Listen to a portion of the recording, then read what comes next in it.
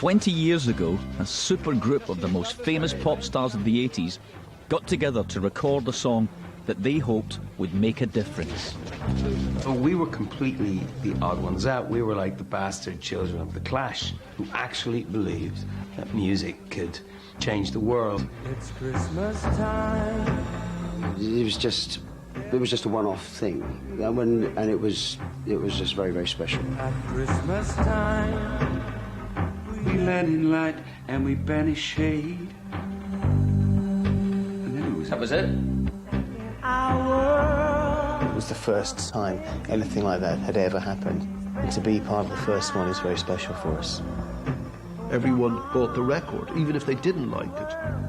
At Christmas time. I mean, that bit was quite heavy. It was like, you know, push it.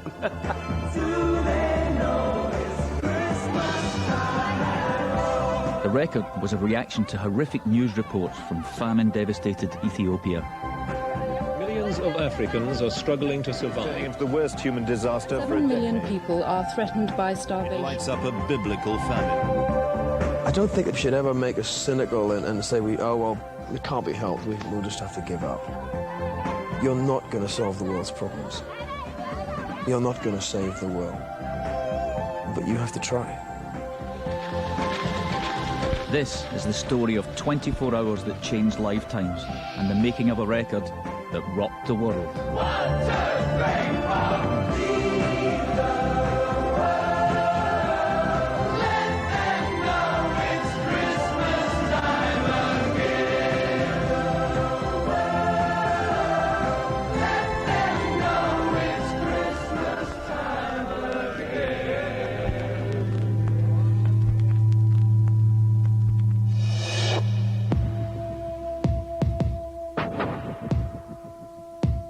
"20 years ago, the world was a very different place. So was the music scene. I was the singer in a band called Ultravox, and we were responsible for some pointy sideburns and some very dodgy facial hair. We were also responsible for bringing together electronics, cutting-edge technology, and classic rock instrumentation to make a sound like nobody else could.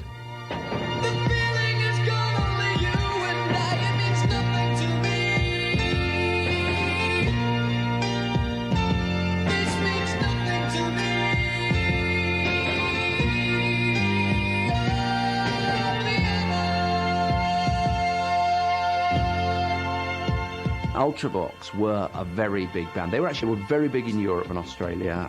They had a lot of hits, and they played heavy metal music with synthesizers. You know, they were a big draw, and I mean, Midge was hugely successful. Music is weaving. He was in one of those golden moments that artists get into, where everything you seem to touch just turns to gold. Bad boys! Bad boys! Bad boys! Bad boys! As pop stars, we were the biggest celebrities of our day. And 1984 was a year most of us will never forget. The wild boys are calling on their way back from the fire. You could compare 1984 to, let's say, 1968 in the 60s, and it was like the pivotal year, with everything rotated around 1984 in the 80s.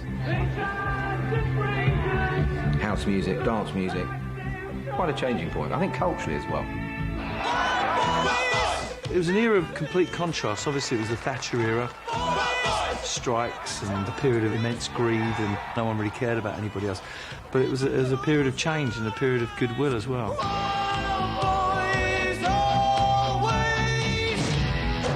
It was a fabulous time to be involved in. Everything was larger than life. The clothes we wore, the shoulder pads, the hairspray. It was all about excess, and which is why I think bands from the 80s never kind of transposed and found their way into the 90s very well, because the 90s became very street. True was breaking through on the Billboard charts in America.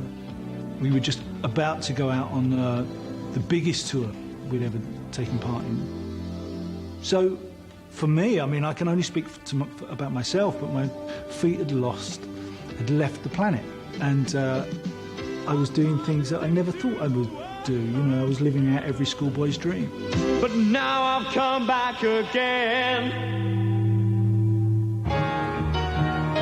But one friend of mine wasn't quite so lucky. The silicon chip inside her head gets switched to overload. He was the lead singer of the Boomtown Rats and had once tasted the big time. Now his hits had started to dry up. For Bob Geldof, life wasn't quite so good. Tell me why I don't like Mondays, I wanna shoot. Ooh, the whole day down. I was trying to manage decline within myself and within the band. The manager had sort of exploded into drug anger. We were alienated from our record company. We were alienated from the audience. How do you get that back? What would I end up doing in my life if the band gave up? I couldn't do it as a solo artist. I had really very little confidence in my sort of abilities.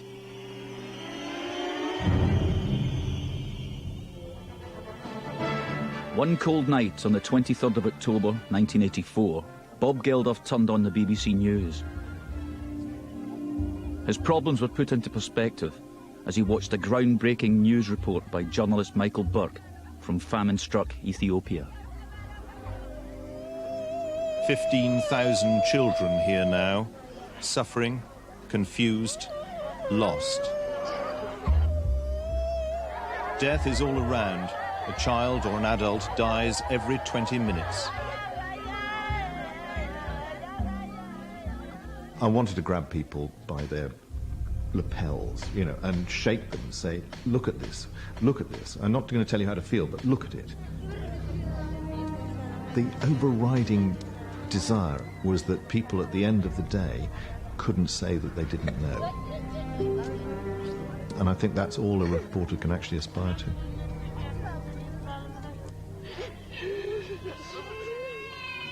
They found this young girl.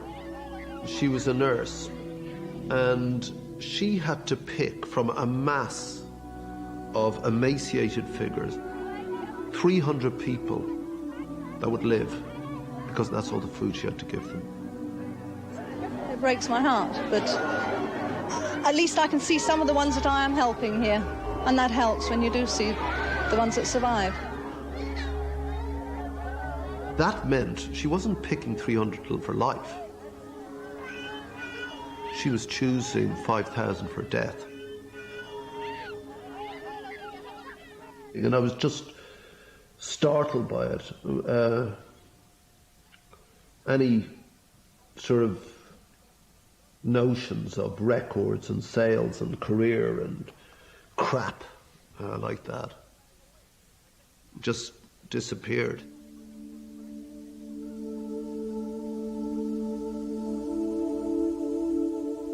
It demanded a response. And I thought, I know, I'll write a song and the Rats can do it. And of course, immediately, what's the point in that? We can't even, you know, get a really good song going, you know. I mean, this single is crapping out. What price? A charity thing. I missed Michael Burke's report because I was appearing on The Tube, a cult music show presented by Paula Yates, Bob's partner at the time. And welcome to another fantabulous edition of The Tube. After the show, I dropped by her dressing room for a chat.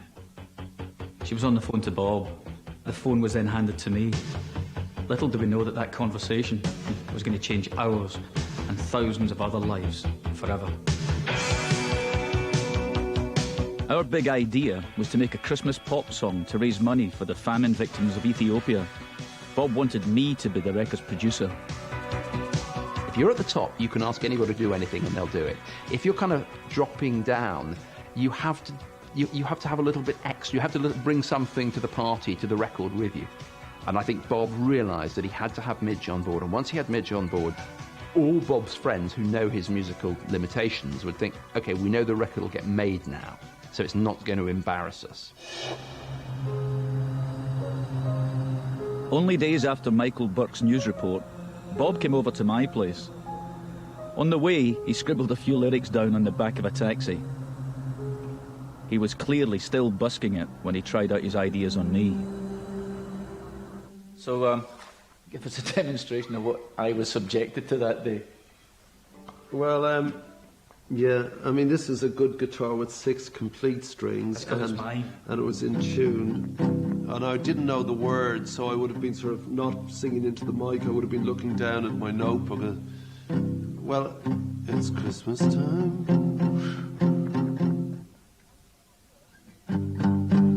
There's no need to be afraid. It's Christmas time. And there's no need to be afraid. It was kind of like Bob Dylan on Librium. Yeah. And then I'd mumbled, Christmas time. Breathe in and light. And I'd have just gone. I would have been making it up, trying to do something. I'd have probably put in a D minor, trying to make it vaguely interesting. And then and the lyrics are, and there won't be snow in Africa this Christmas time. I'd have done that, you know, I'd have been groping towards it. Now, pretty much the way I write songs still, you know.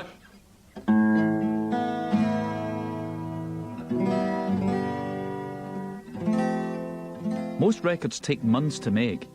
If ours was going to be out in time for Christmas, we'd have to work our little backsides off. What's wrong with that guitar? It's Fender, it's not a Japanese copy. If it's a Japanese copy, it'd be in tune.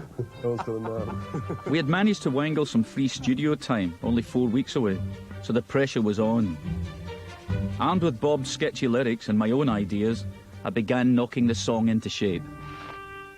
I went home, sat down with my little Casio keyboard on my kitchen table, and came up with what I thought was a really Christmassy tune, this. But having heard Bob's really dark lyrics, I thought, is it going to work? And I was left with the hideous job of gluing these 2 totally incompatible pieces of music together. It's Christmas time. There's no need to be afraid. At Christmas time. Midge was perfect. He can just sit down on a keyboard or a guitar and get it together very, very quickly. Bob's strength was always words, and that's how it all bedded down in the end. This is a 50-50 split, and I think that's about as fair as it gets.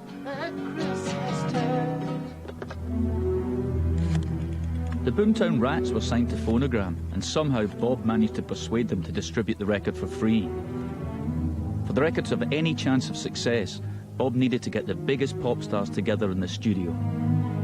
Shuffling, and he was always such a scruff, you know.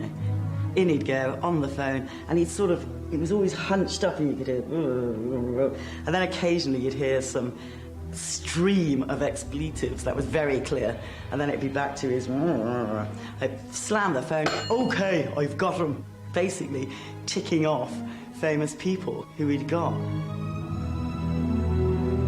I thought he was ringing up to say, you know, I like your album. But no, he told me the album was shite. But despite that fact, would I like to be part of his song? Just completely cut every single corner that could be cut of the bullshit of the conversation. Like, how are you? Having a nice day? No, forget it. Phil, I need a famous drummer. And that I've never forgotten because, you know, he didn't sort of have any qualms about whether I was good or not. He just wanted someone that was famous. When Bob was on a mission, there was no stopping him. He wasn't just calling people up, he was physically collaring stars in the street.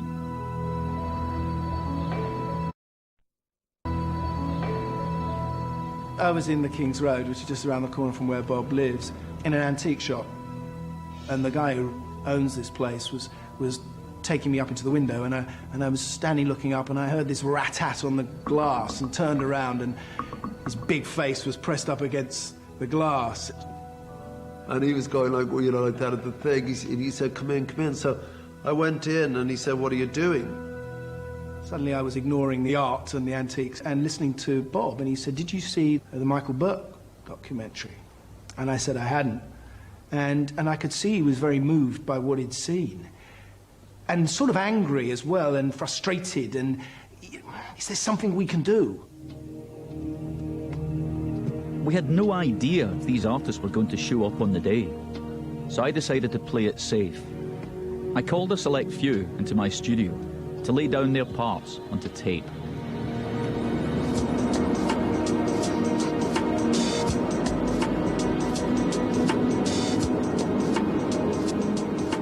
I was rummaging through my tape box in my studio the other day, and I found a 20-year-old cassette of the very, very beginning of the recording of Do They Know It's Christmas. And there are only two artists singing it. One, me, singing it very badly, a very bad guide vocal, and this artist that we've come over to America to come and see.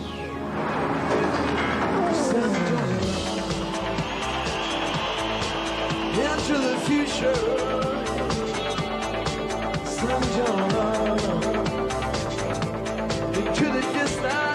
Sting is here in the US on his successful Sacred Love tour. Even back in 1984, he was a big star, and I was flattered when he came down to record these harmonies in my studio. I can't wait to see his face when I play him the tape.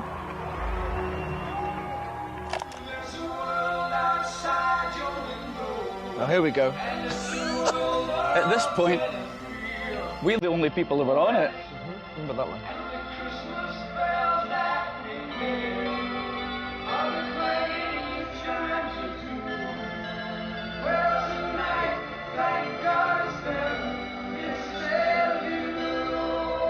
Oh, let's hear the chorus. Come on. Wow.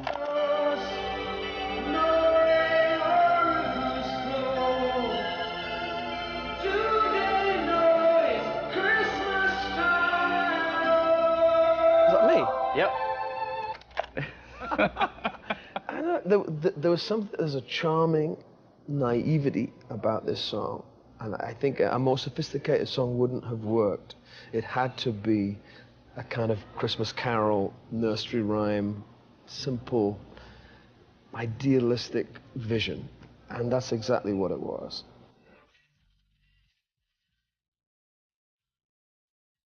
A week to go, most of the biggest pop stars in the UK had committed, and the song was underway. But we didn't yet have an image for the record sleeve. Bob approached an artist who had created the iconic sleeve for the Beatles' Sgt. Pepper album. Although the artwork had to be ready in a couple of days, Peter Blake took up the challenge. The music was a sing-along, kind of lilting anthem, really, with an undercurrent of darkness, which is what I tried to do visually for the cover. You've got this over Christmassy image, and then you've got this rather kind of Victorian father and the children, Father Christmas coming, a Christmas tree, and in the same space, in the same room, are the children from Ethiopia.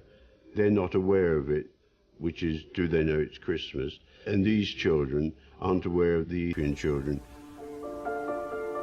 In just 2 days, Peter Blake had created another classic pop record sleeve, which would become a great collector's item.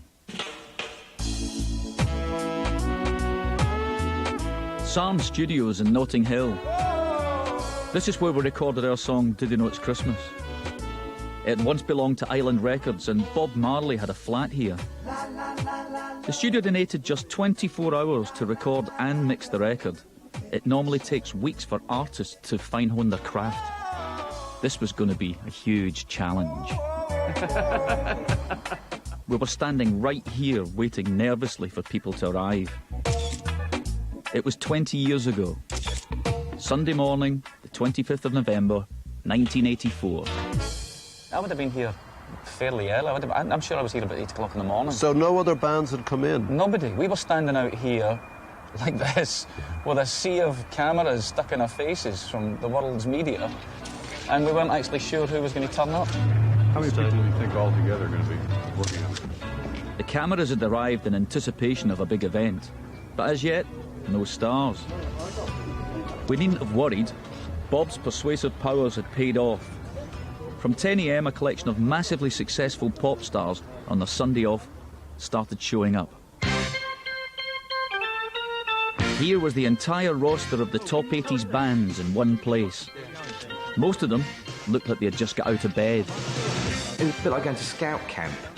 It was like seeing pop stars unplugged, stripped, bare, first thing in the morning, sleep in their eyes. Great. We were in Germany the night before with the Durannies, and I remember we had a right night out, and we looked terrible. Yeah, I'm in a group, so they invite us all along. And it was like, you've never seen 10 puffy pop stars rushing for a toilet as quick as the Durannies and the Spandaus. And it was like hairspray out, you know, Nick Rhodes get the makeup on. In came Sting with a newspaper under his arm. He got out of the limo. The limo was round the corner, but he made out he was walking round the corner. Bananarama arrived in the studio manager's old Golf. Just saw so many famous people there, and we were just like shocked at the scale of the thing. Had no idea at all. It was just cameras clicking and films going. And I was dressed so appallingly, and I just looked horrendous. We looked scruffy, but we always looked scruffy. But we always put our faces on. That was definitely our look. Yours was just particularly Mine bad. was particularly poor that day. Freeze frame. Freeze frame. Freeze frame. To be honest, we didn't really have a clue where we were going. We knew we were going to make this charity record, but we didn't really see the importance of that day. I think most people that were involved in the record didn't at the time.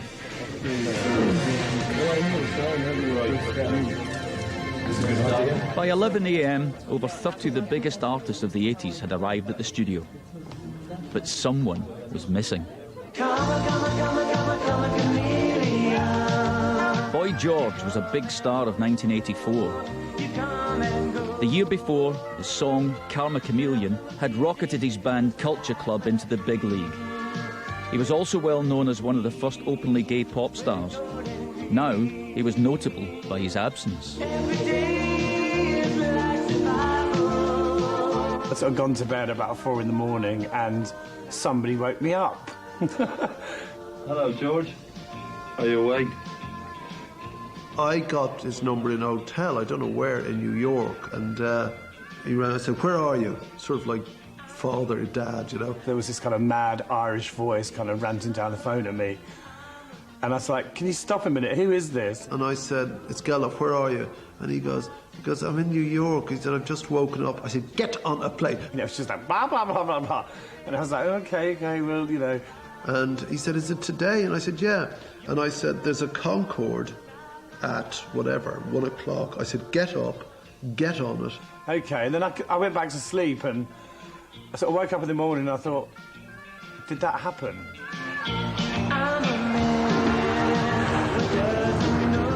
The morning Concorde left New York in time, but Boy George wasn't on it. He was still in bed.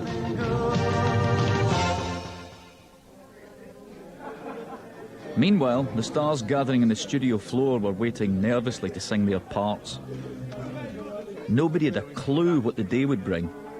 Most hadn't even heard the song.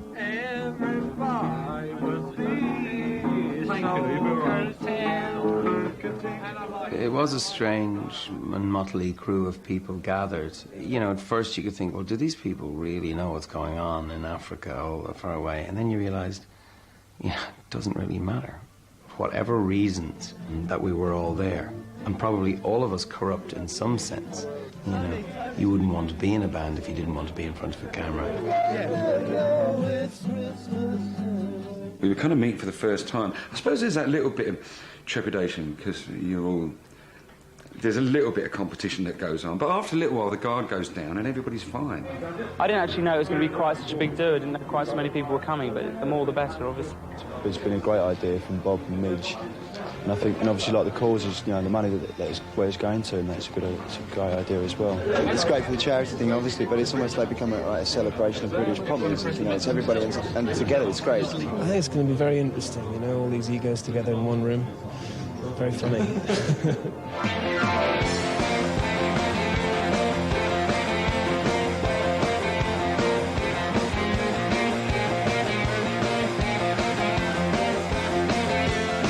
If you want to, turn me on to. Now anything you really want to. Turn me on to your love. Sweet love. On the day in the lineup, we had two legends of the rock scene. Aging rockers then, but still working today. Rick and Francis from Status Quo. What a couple they are. Together we can rock and roll. Well, we felt kind of nerve-wracking, and we felt out of that. They were like all those new bands that saw us at the time, all new young bands, and I really did feel like we were past it, I suppose. I mean, I went to bed and I went to sleep, and I feel like 4 sacks of shit today, actually. 5 sacks is dead, and like 2 is quite a bad hangover. 4 sacks of shit is feeling pretty rough. And that's pretty much how I was feeling, yeah, on the day, because, I mean, you know, it was all going off. And there were hangovers, terrible hangovers. Not the best way to go in feeling, so the only way to start feeling better is to get wrecked again. And that's exactly what happened. Everybody, can you see? By noon, everyone, except of course Boy George, had arrived. With his keen eye for publicity, Bob had organised a group photo call to make the early editions of the press, hoping this would pay off. So make sure you can see the camera. You look at the group shot now, and it looks like a kind of German football team sporting a various collection of mullets. All right, OK, we're all in. I think George Michael won on the big hair front, closely followed by John Taylor. There was just so much lacquer going on in the room. You know, it was a fire hazard. There was a real frisson of energy. You know, who would just sit at the back and giggle. Status quo was certainly the naughty schoolboys in the back. And there was that kind of people falling into the hierarchy of school. You know, Sting, without any doubt, was the head boy.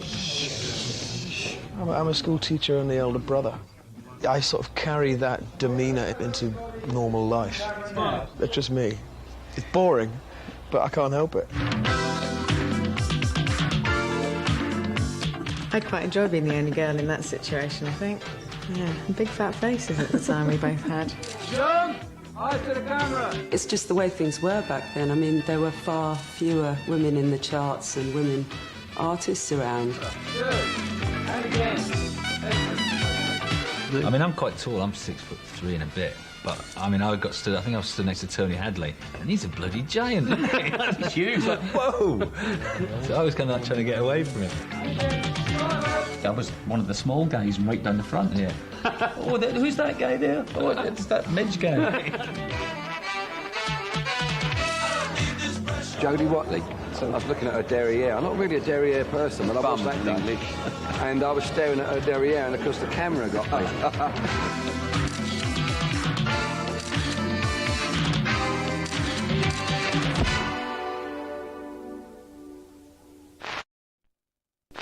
Can you begin to imagine just how petrifying it was for these poor singers who've all just gotten up out of bed or not been to bed, got off a plane, it's Sunday morning, the croaky voice, a little hungover, and it's their turn to come in and sing a song that they've only heard a couple of times. We had to pick a poor victim, and the first victim was Tony Hadley from Spandau Ballet. I was the one that got pointed at, and you know you can't lose face in front of all your mates because it's scary. I mean, I know, you know, so you get paid to sing, that's your job, you should be pretty good at it, but when you've got your fellow musicians up there all looking down at you, all thinking, I'm glad that I'm not the one who is down there, do you know what I mean? Where the only water flowing is the bitter sting of tears. Okay, now. The Christmas bell. Yep, it's getting better. Once, twice, the second one was a take. That was it, I think.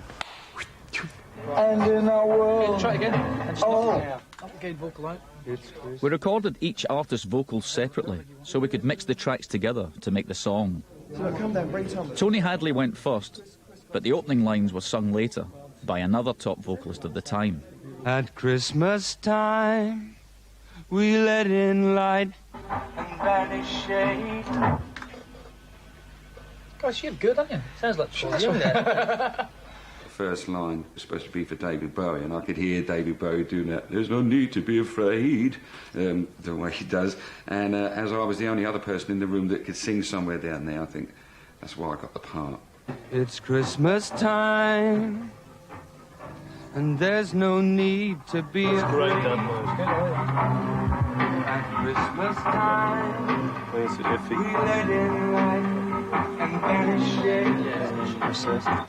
The first two are great. I think there could be just a little bit more expression, you know, just let it open, you know. At Christmas time, we let in light, we banish shade. Bob kept singing his version of the song, which is nothing like the melody at all. It might have been like the melody that Bob sang when he came to me in the first place, but it certainly wasn't the melody on tape. And I cracked. I just thought, Jesus, it was running out of time, that the pressure was on. I said, Bob, enough. Yeah, I think so. I think it's too bland now. One singer, one song. Do you want to do the line again and just sing it how you feel, Paul? Here's to you. I couldn't pitch the note at all. And that lovely moment where somebody had to say to me, Rick, I think it's probably best that somebody else sings your bit. I couldn't believe it. Do they know it's Christmas time at all? You get the melody part, you get the da-da-da-da-da-da-da-da, and then you're straight in. Here's to you. And then he sings. Right, so we'll have his vocal. Here's to... Why you sing? Don't do that, it hurts. 15 years. What a pain in the ass. That's good, though. Phil Collins played drums on the day. I thought that his first take was brilliant. But being a perfectionist, he asked for another. And that was even better. My immediate feeling with anything like that is like, you know, I hope this is going to be okay. I hope I'm not going to embarrass myself. You know, I feel very insecure, those kind of things. Because these were all the hip cats at the time. And they were kind of, let's see if this guy really is as good as I've heard he is, you know. And it was like very intimidating. You know? That's perfect. You know, I felt I didn't really want to take up too much time. Because could have gone with more important things, you know. And there won't be snow in Africa this Christmas time. Totally different melody. There wasn't a harmony. It's good. There was a sense of jeopardy. Are we all going to just look like prats here? You know, some of us were better at that than others, but everyone put that outside the door. And there was a sense after a while that we were here for other people, people we may never meet or know, but we were here for them. And egos had to be put aside. There's a world outside your window. You know what? I need, if you can take Midge out, just after like the first line, the echo's a bit heavy and the vocal's a bit low. So actually, I had Sting standing next to me when I recorded my bit. And rather than make me feel nervous and uncomfortable, I took great kind of comfort from that. I was very proud to be on the microphone next to Sting. I really was. It's hard, but when you're having fun. I always in for a punt, you know, and so I thought, well, even if it's terrible, it doesn't matter. I sort of came down and sang it and enjoyed singing it. I didn't think it would get that far. There's no world outside your window, and it's a world of dread and fear, where the only water flowing is the bitter sting of tears, and the Christmas bells that ring there are the clanging. 20 years on, and my engineer Rick Walton and I dug out the master tapes from the recording to hear the voices from the past again. In doing so, we rediscovered the last-minute changes we made on the day. And the Christmas bells that ring there are the Different melody. chimes of doom. There's only fate in the way. There's only fate. See, that's the original. No, we dropped in on it afterwards. That's the line that I changed. Well, we changed it from "and tonight, thank God it's them" instead of "you," because I think there was a huge bone of contention about it. I had a problem with it. Yeah. You were worried about it, and I know Bono was worried about it, and eventually sang the line. I said, please don't ask me to sing that line tonight, thank God. It's them instead of you. I just don't think I can sing that. And he didn't like that at all. You know, he thought it was very raw and crude and not what I wanted to say, because that's what he said. He said, are you sure that's what you want to say? It seemed like the most bitterly selfish line And I think maybe it was the truth of it that unnerved me about it. I almost didn't want to admit to it. It is happening. There's no point pretending or wishing it was otherwise. That's why we're here. You know, and what makes me respond is when I look at my kid and just say, thank God. You know, and that's the response. That's why we're going to help, because this shouldn't happen to anyone. I have to admit, even I get the shivers when I hear it. Well, tonight, thank God it's them instead of you. That's great. That sounded really good. Why don't you just check that? Yeah, there you go. 6 p.m. and guess who swaned in? Boy Simon! Boy George had managed to catch the last Concorde of the day. Fuck me. He wanders in at 6 in the evening. You know, I'm weird, you know. I remember sort of getting out of my car and walking straight into the studio, and the first person I encountered was Simon de Boron from Duran Duran. And we'd been like sworn enemies, you know, for many years, but we ended up kind of putting our arms around each other and posing for the press. I didn't actually think he was going to turn up. He did turn up in a sort of flurry. Hi, everyone, I've arrived.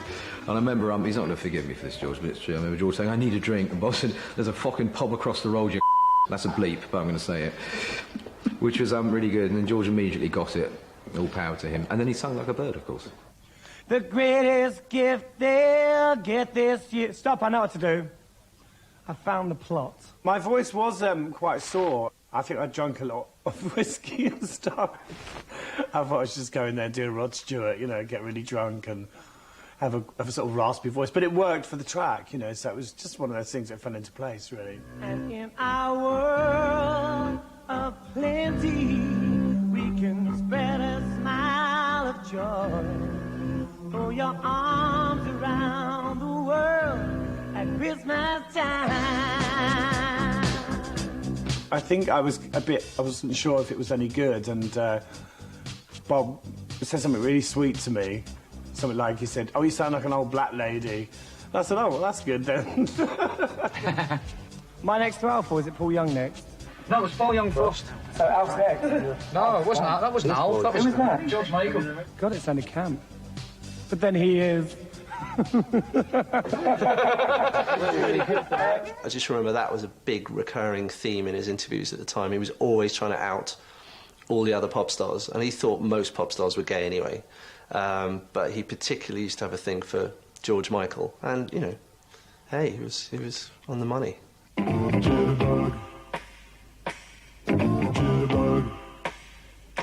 If you wanted to kind of change the notation a little bit, so it started off a bit higher or something.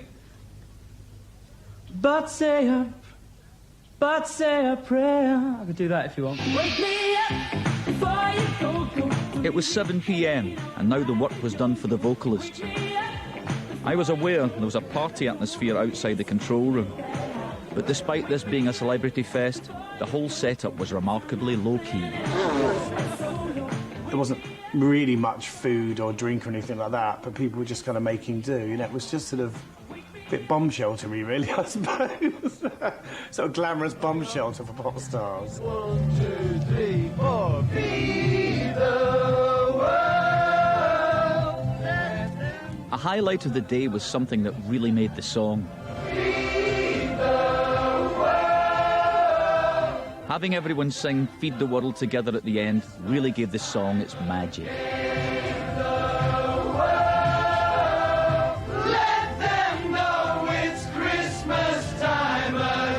I used to be in a church choir, and when it came to singing the chorus, it was the first time since I'd sung with a big choir that I was standing in a group of that many people who were really giving it all they could and really trying to sound good and not just trying to look good for the cameras, you know. It was something very special. Well, I was just miming, I think.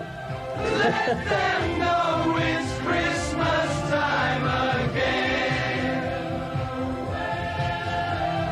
Let them know it's Christmas time again. Up until, probably 24 hours, maybe 48 hours prior to doing this, we hadn't written this bit, which is the main kind of hook of the record, which is mad.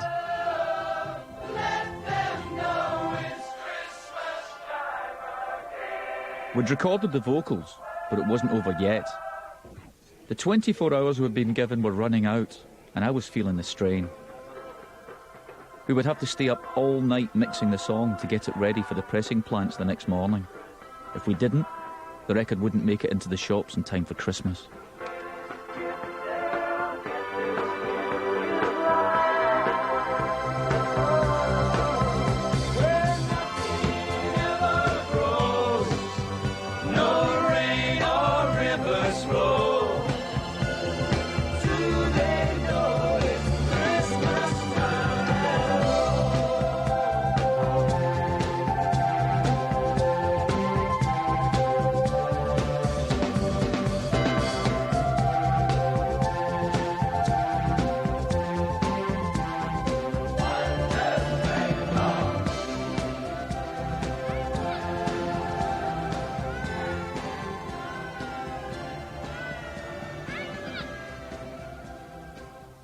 It was very early morning. The record was finished. We all had very gritty eyes, very tired, very irritable. I left, never ever wanting to hear that record again.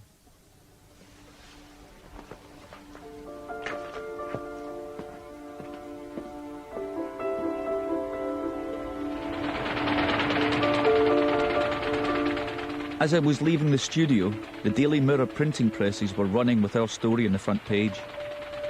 We had made it. It was unheard of at that time to have a music story as the lead item. We were already making history. That morning, Bob went straight to the Radio 1 breakfast show, where the song was about to be played on air for the first time. Everybody had worked on the record for free, from the artists in the record company to the retailers who were going to sell it in the shops. Now Bob made a pledge to the nation. I'm really tired now. You know, we've both been up all night. It doesn't matter whether you like this song or not. And I swear to you, every penny from this record will go to someone who needs it.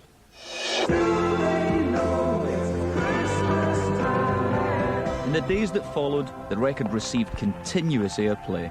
Band-Aid, do they know it's Christmas time? Bob and I even managed to persuade one of our idols, the rock god David Bowie, to launch the Band-Aid video on television that week. It would be wonderful if you could all buy copies of this record. You know that the money will go to the Ethiopians. That's the seal of approval for the rock community. Bowie says it's cool. Well, must be then. You know, it doesn't get much cooler than Bowie.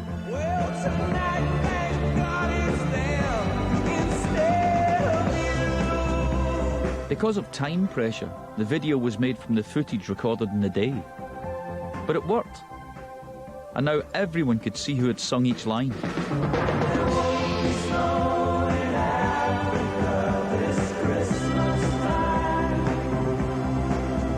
Within days, the buzz was huge. We had a runaway success on our hands. Band-Aid went straight to #1. Yes, it's #1 as of the record is selling here faster than the makers can press. Sold 1 million in a week. It's become the fastest selling single ever.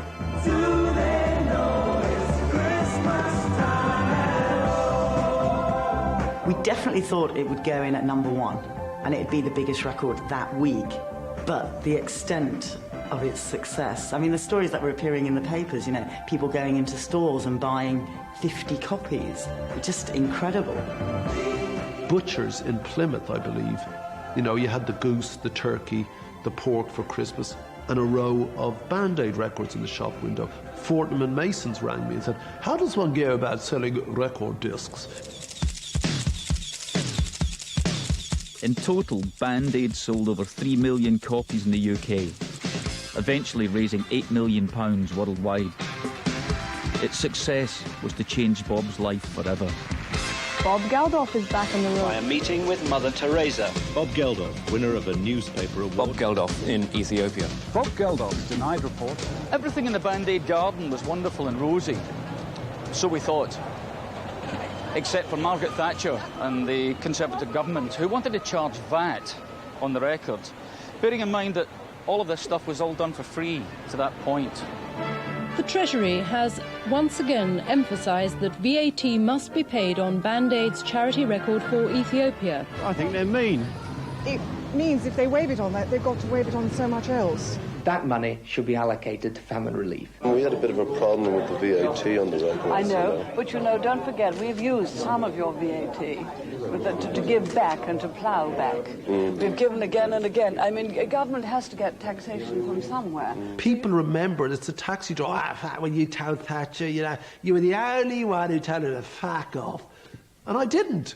I actually towered over her, but I didn't do that on purpose. It was because the cameras were pressing us and I'm looking down at her. I mean, at the moment, you've got a problem with the butter mountain. You don't know how to dispose of it. To sell to the Russians is the cheapest way. I'm sorry, but butter doesn't do very much good in Africa, as you know. Well, butter oil actually does. It is one of the major supplementary foods. If you can get it. I could see she was turning to go, and being me, I had to get the last word. And she said, "It's, you know, she said it's not as simple as that." And I said, "No, Prime Minister, nothing as simple as dying, really." But don't Prime Minister, there are millions dying, and that's the terrible thing. Yes, indeed. Difficult to tell who was lecturing who. Under this much pressure, the government caved in quietly, handing the VAT back to the Band Aid Trust in the form of a donation. There was this rock and roll, gung-ho attitude that made everything happen. We just wouldn't take no for an answer. So there we were, making history, and we really didn't know what we were doing. In the middle of Thatcherism, Band Aid came along and made people aware. It also made charities incredibly cool. Young people were getting more and more involved in charitable causes. Something had changed.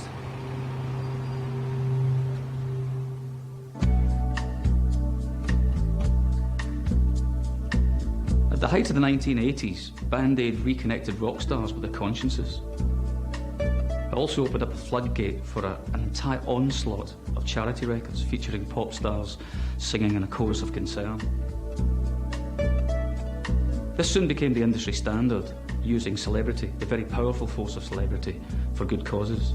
And you'll remember me when the west wind moves upon the fields of barley. If the rainforest dies, then my country is in danger.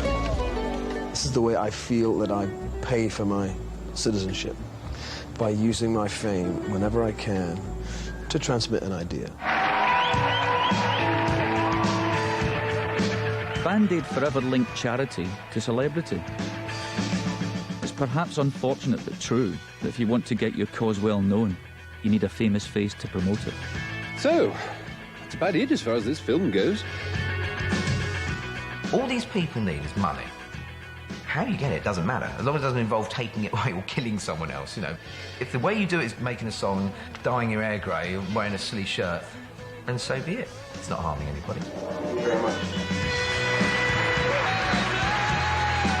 Band Aid changed my life because it started me on a journey to discover this continent next door and the people who live in it and our complicity in some of their problems. U2's Bonnet, looking at the best ways of helping impoverished countries. I think it was a turning point for the 80s, actually, because it was so me before that, and it suddenly people had a conscience, I think. It actually changed, in a way, I think it changed the direction of music. It became a lot more introspective, I guess. It's Christmas time, there's no need to be afraid. At Christmas time, we let it light and we banish shade. When I hear the song every year at Christmas, I feel a certain distance. It's almost as if it doesn't belong to us anymore. It belongs to everybody. It's become more than a song. It's almost a hymn for our time. But say a prayer. It's just there, like Silent Night, like you know, Come On Ye Faithful. It's just Christmas. It's just there. At Christmas time, it's hard, but when you're having fun, there's a world outside your window. The weird thing about the song is that it's very uplifting, and we are trying to deal with a subject that's tragic and horrifying. But I think we all knew that there had to be the element of camaraderie and euphoria, paradoxically, to sell the record. Where nothing ever goes, no rain or rivers flow. Do they know it's Christmas time at all? You know, it's a nice song, but it's complete bollocks, actually. I mean, first of all, they didn't know it was Christmas because it wasn't Christmas in Ethiopia. They got a different calendar. Christmas in Ethiopia is in, I don't know, the middle of January or something. So, you know, you could easily pick holes in it, but it didn't matter, did it? It caught the mood. Those faces, those personalities, those musical talents made saving the lives of Africans cool.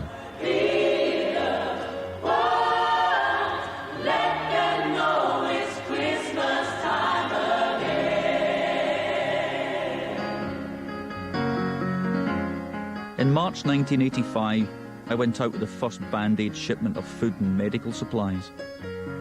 As a humble musician, I quickly had to get my head round the values of things like high-protein biscuits and sorghum. It was a steep learning curve, and I realised then that this was going to be a long-term project. More can be done, a lot more can be done.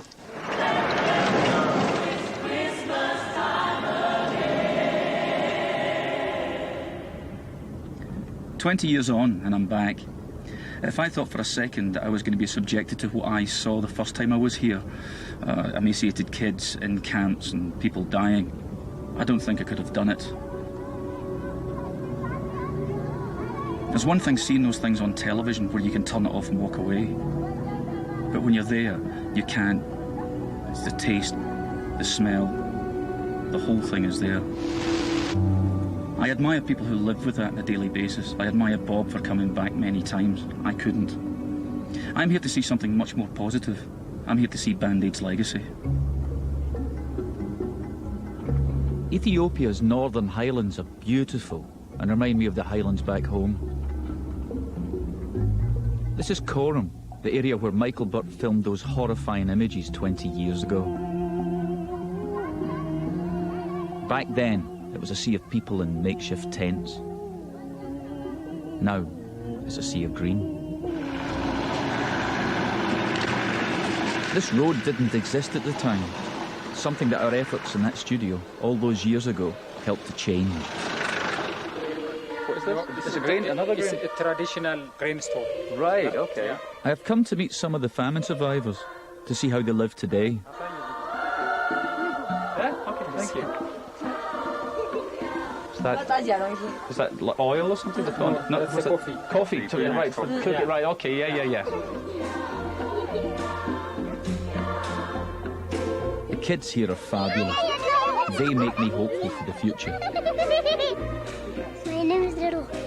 My name is Abu. My name is Suke.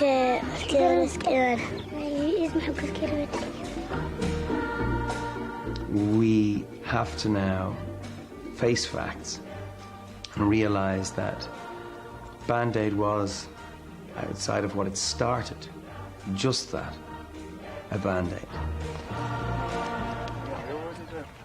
What's underneath that is the gaping wound of inequality between us living in the north and those living in the south.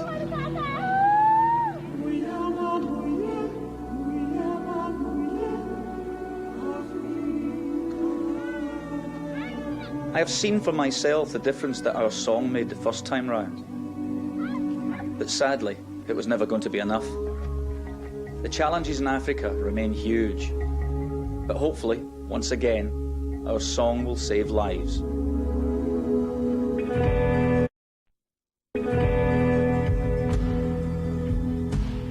"14th of November 2004, Air Studios in Hampstead. This time I'm the executive producer of Band-Aid 20, a new recording of the song for the 21st century.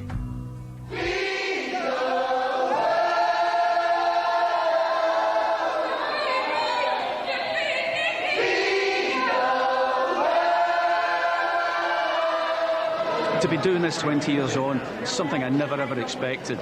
It's great having these young guys here, this whole different generation of people putting their talents and their efforts into it. Maybe every generation should have a version of this song and just keep the whole thing going.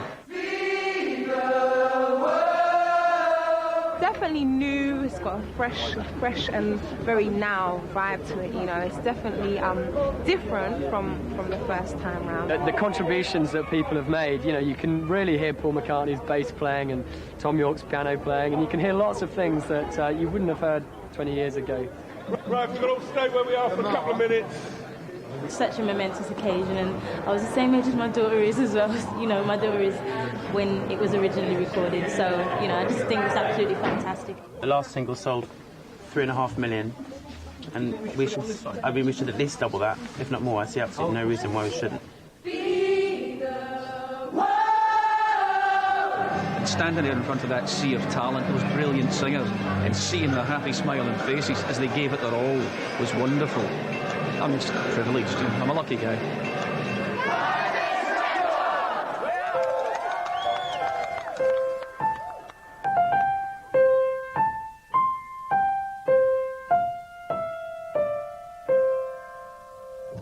You know, I'm still not convinced it's a good song. I think both Bob and I have written much, much better things. But it's probably the thing we'll be remembered for most, a kind of musical epitaph in a way. Every time I hear the opening bars of that tune, it takes me straight back to the day it was recorded. The magic comes from what it stood for. It did its job. It's Christmas time, and there's no need to be afraid. At Christmas time, we let in light and banish shade. And in our world of plenty, we can spread a smile of joy. Throw your arms around the world at Christmas time. But say a prayer, pray for the other ones. At Christmas time, it's hard, but when you're having fun, there's a world outside your window. It's a world of dread and fear, where the only water flowing is the bitter sting of tears. And the Christmas bells that ring there are the clanging chimes of doom. Do they know it's Christmas time at all?